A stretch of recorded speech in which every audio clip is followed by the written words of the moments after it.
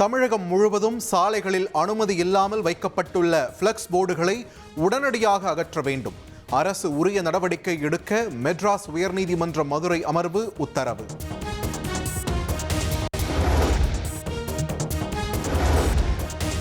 முதியோர் மற்றும் மாற்றுத்திறனாளிகளின் வீடுகளுக்கே சென்று ரேஷன் பொருட்கள் வழங்கும் தாயுமானவர் திட்டத்தை தொடங்கி வைத்தார் முதலமைச்சர் மு.க.ஸ்டாலின். சென்னை தண்டையார்பேட்டையில் பயனாளியின் வீட்டிற்கே நேரில் சென்று வழங்கி உரையாடினார்.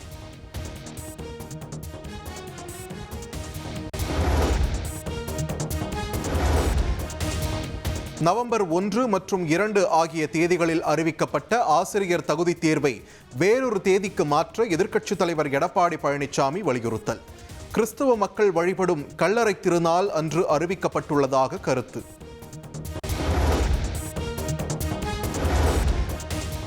வங்கக்கடலில் நாளை காற்றழுத்த தாழ்வு பகுதி உருவாகக்கூடும். 48 மணி நேரத்தில் மேலும் வலுவடையும் எனவும் வானிலை ஆய்வு மையம் தகவல்.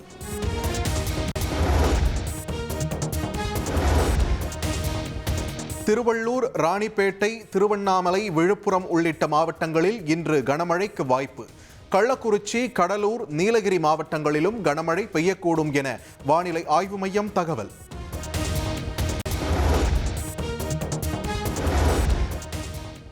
மதுரையில் வரும் 21ஆம் தேதி நடைபெறும் மாநாட்டிற்கு மாநிலம் அதிர தயாராவோம் என தாவேக தலைவர் விஜய் அழைப்பு. நாம் மாற்று சக்தி அல்ல, முதன்மை சக்தி என்பதை உலகிற்கு மீண்டும் உணர்த்துவோம் என்றும் சூளுரை.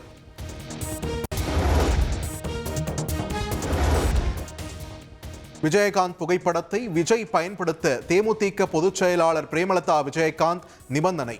விஜயகாந்தை மானசீக குருவாக அறிவித்துவிட்டு பயன்படுத்தலாம் என அறிவிப்பு.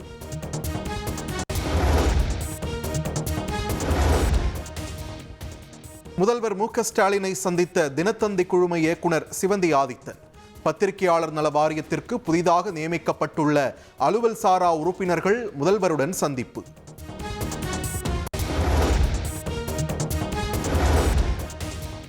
மேலும் 4 செமிகண்டக்டர் ஆலைகளை அமைக்க மத்திய அமைச்சரவை ஒப்புதல்.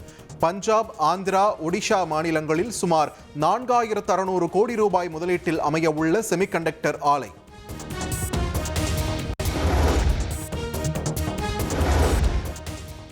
அனைத்து மாவட்ட டாஸ்மாகிலும் காலி மது பாட்டில்களை திரும்ப பெறும் திட்டம் விரைவில் நடைமுறைப்படுத்தப்படும். மதுவிலக்கு மற்றும் ஆயத்தீர்வைத்துறை அமைச்சர் முத்துசாமி தகவல்.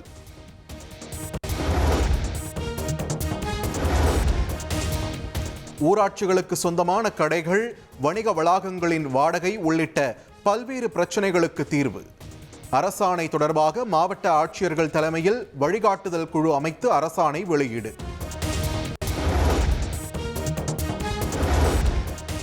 சென்னையில் ஆபரண தங்கத்தின் விலை சவரனுக்கு 640 ரூபாய் குறைந்தது. ஒரு சவரன் தங்கம் 74,360 ரூபாய்க்கு விற்பனை.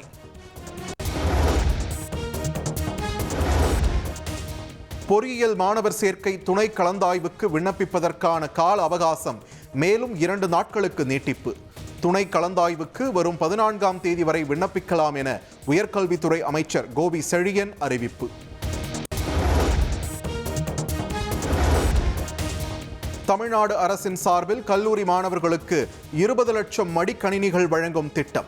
இந்த மாத இறுதிக்குள் கொள்முதல் செய்வதற்கான ஆணை வழங்க தமிழ்நாடு அரசு நடவடிக்கை. கூலி திரைப்படத்தின் சிறப்பு காட்சிக்கு அனுமதி அளித்தது தமிழ்நாடு அரசு. காலை 9 மணி சிறப்பு காட்சிக்கு அனுமதி அளித்து உத்தரவு. திருச்சியில் தியேட்டர்களில் கூலிப்பட டிக்கெட்டுகள் அதிக விலைக்கு விற்பனை செய்யப்படுவதாக ரசிகர்கள் குற்றச்சாட்டு. சிங்கிள் ஸ்கிரீன் தியேட்டர் டிக்கெட் 130 ரூபாயாக இருக்கும் நிலையில் 190 ரூபாய்க்கு டிக்கெட் விற்கப்படுவதாக புகார்.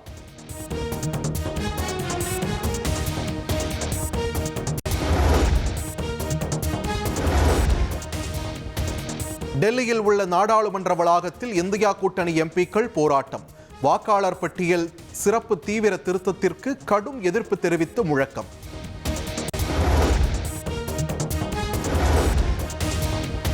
நீதிபதி யஷ்வந்த் வர்மா பதவி நீக்க தீர்மானம் மக்களவையில் ஏற்பு. 3 பேர் கொண்ட குழுவை அமைத்து சபாநாயகர் ஓம் பிர்லா அறிவிப்பு.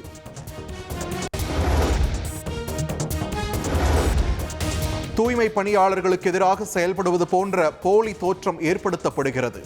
தூய்மை பணியாளர்களுக்கு ஆதரவாகவே செயல்பட்டு வருவதாகவும் சென்னை உயர்நீதிமன்றத்தில் தமிழக அரசு விளக்கம். தூய்மை பணியாளர்கள் விவகாரத்தில் விரைவில் தீர்வு எட்டப்படும் என அமைச்சர் KN நேரு உறுதி. தேர்தல் வருவதால் அனைவரும் தூய்மை பணியாளர்களை நேரில் சந்தித்து பிரச்சனையை பெரிதுபடுத்துகிறார்கள் என்றும் குற்றச்சாட்டு.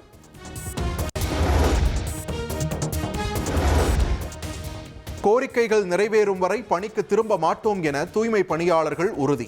பணிக்கு திரும்புமாறு சென்னை மாநகராட்சி அழைப்பு விடுத்த நிலையில் திட்டவட்டம்.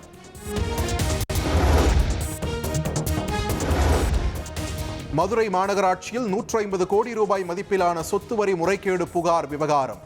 தூத்துக்குடி மாநகராட்சி உதவி ஆணையர் சுரேஷ்குமார் மத்திய குற்றப்பிரிவு போலீசாரால் கைது.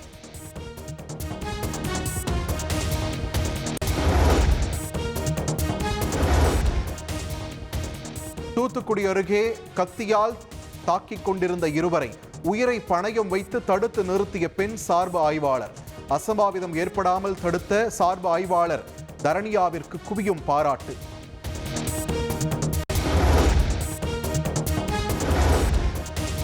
சென்னை நொளம்பூரில் 15 வயது சிறுமியை மின்கம்பத்தில் கட்டி வைத்து இருவர் வன்கொடுமை செய்ய முயற்சி செய்ததாக பரபரப்பு புகார். போலீசார் தீவிர விசாரணை.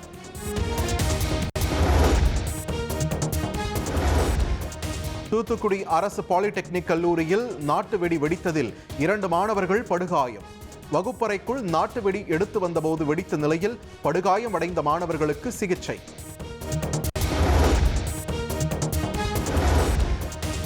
கடலூர் தேவனாம்பட்டினத்தில் ஆழ்கடலுக்கு சென்ற மீனவர்களுக்கு அதிக அளவில் கிடைத்த பெரும்பாறை ரக மீன்கள். மீன்களை போட்டி போட்டு வாங்கிச் சென்ற வியாபாரிகள் மற்றும் மக்கள்.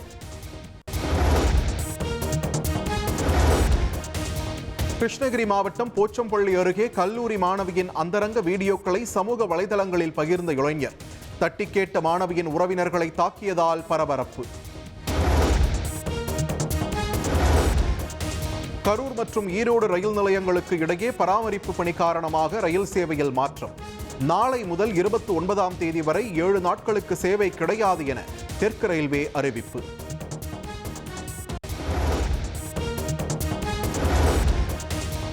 தெலங்கானா மாநிலம் ஹைதராபாத்தில் நகைக்கடை துணை மேலாளரை சுட்டு மர்ம கும்பல் கொள்ளை முயற்சி.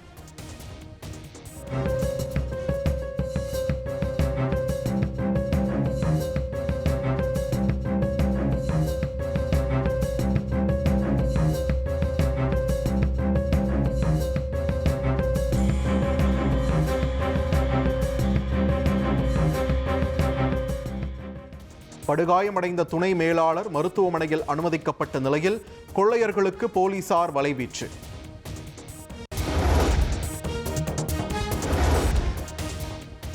திருமணத்தை மீறிய உறவுக்காக பெற்ற குழந்தைகளை கொலை செய்த வழக்கில் சாகும் வரை சிறை தண்டனை விதித்து தீர்ப்பளிக்கப்பட்ட விவகாரம். தண்டனையை குறைக்க கோரி குன்றத்தூர் அபிராமி மேல்முறையீடு.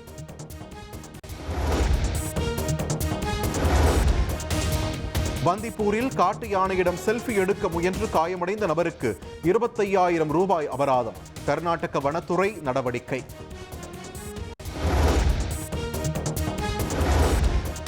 பந்திப்பூர் வனப்பகுதியில் காட்டு யானையிடம் மிதி வாங்கி உயிர் தப்பிய நபர் தவறை உணர்ந்து மன்னிப்பு கேட்டு வீடியோ வெளியீடு.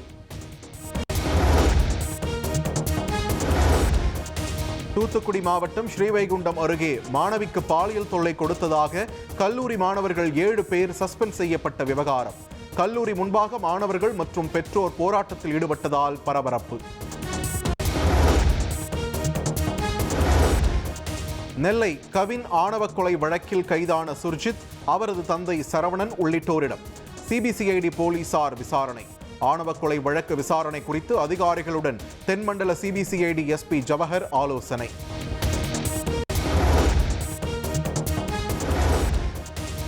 சத்தீஸ்கர் மாநிலம் பட்டாபாரா பகுதியில் ராட்டினத்தில் பேலன்ஸ் தவறி அந்தரத்தில் நின்ற பெண். சுமார் 1 மணி நேர போராட்டத்திற்கு பிறகு பெண்ணை மீட்ட இளைஞர்.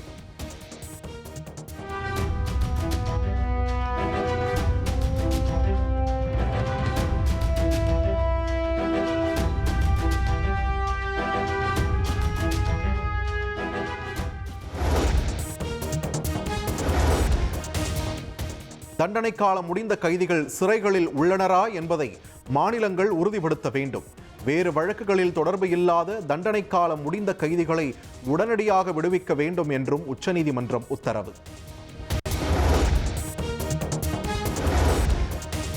சென்னை நசரத்பேட்டையில் ஸ்க்ரூ டிரைவரை காட்டி மிரட்டி பெண்ணை நிர்வாணமாக வீடியோ எடுத்து நகை பறித்த நபர் விமான நிலையத்தில் கைது. கடனை அடைப்பதற்காக கொள்ளை சம்பவத்தில் ஈடுபட்டது விசாரணையில் அம்பலம்.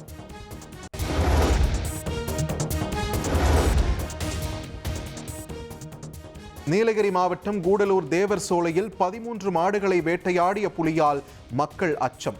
புலியை பிடிக்க 2 கும்கி யானைகளை களமிறக்கிய வனத்துறை.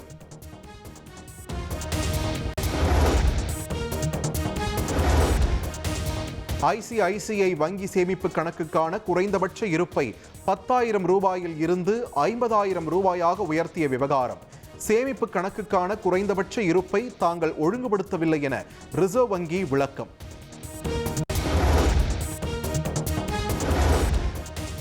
நாமக்கல் கொல்லிமலையில் கல்லூரி மாணவிக்கு பாலியல் தொல்லை கொடுத்ததாக புகார்.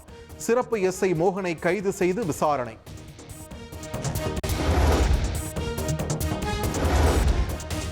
டெல்லியில் செல்ஃபி எடுக்க முயன்ற நபரை பிடித்து தள்ளிய சமாஜ்வாதி எம்பி ஜெயா பச்சன் திட்டி எச்சரித்து அனுப்பியதால் சலசலப்பு.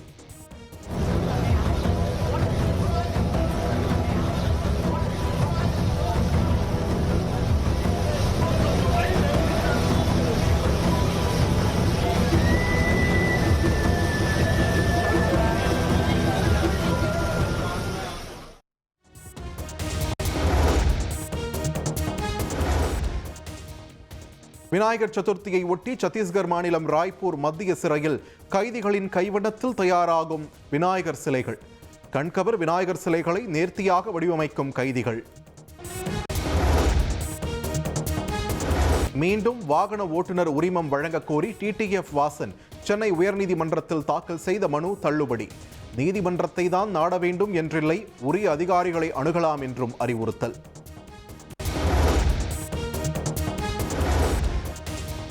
யூடியூப் பிரபலம் வாட்டர்மெலன் ஸ்டார் திவாகர் மீது நடிகை ஷக்கீலா சென்னை காவல் ஆணையர் அலுவலகத்தில் புகார். சாதி மோதல்களை உருவாக்கும் நோக்கில் கருத்துக்களை தெரிவித்து வருவதாக குற்றச்சாட்டு.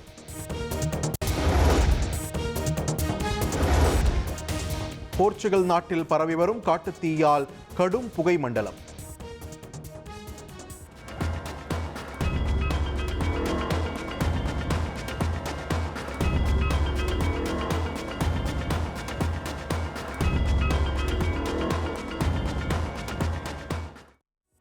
காட்டுத்தீயை கட்டுப்படுத்தும் பணிகள் தீவிரம். ஆசிய கோப்பை T20 தொடருக்கான இந்திய அணி ஆகஸ்ட் 19ஆம் தேதி அறிவிக்கப்பட வாய்ப்பு. சூரியகுமார் யாதவ் தலைமையில் அறிவிக்கப்பட உள்ள இந்திய அணி.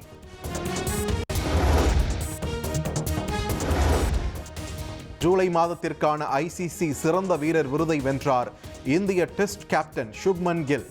இங்கிலாந்துக்கு எதிரான தொடரில் 754 ரன்கள் குவித்த கில்லை கௌரவப்படுத்திய ICC. ஆஸ்திரேலியாவிற்கு எதிரான 2வது T20 போட்டியில் அதிரடி சதம் விளாசிய தென்னாப்பிரிக்க வீரர் டெவால்ட் ப்ரூவிஸ் 41 பந்துகளில் சதமடித்து அதிவேகமாக சதமடித்த 2வது தென்னாப்பிரிக்க வீரர் என சாதனை. சின்சினாட்டி ஓபன் டென்னிஸ் தொடரின் காலிறுதிக்கு முந்தைய சுற்றுக்கு நம்பர் 1 வீராங்கனை சபலென்கா முன்னேற்றம். 3ஆம் சுற்று போட்டியில் பிரிட்டன் வீராங்கனை ரடுகானுவை போராடி சாய்த்த சபலென்கா.